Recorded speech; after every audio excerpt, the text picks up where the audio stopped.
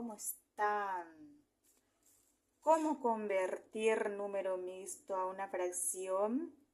Tenemos aquí 7 entero, 3/4. Primero colocamos número 4 en el denominador.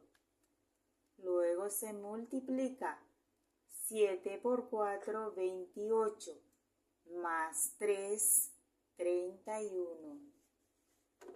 Sale 31 sobre 4. El siguiente, número 3, se coloca en el denominador.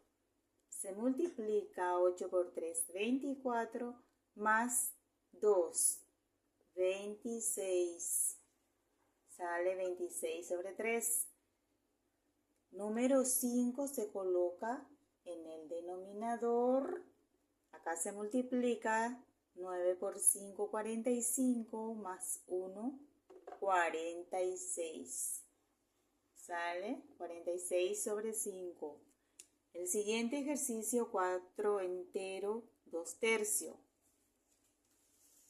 Les dejo para practicar. Escribime en el comentario el resultado.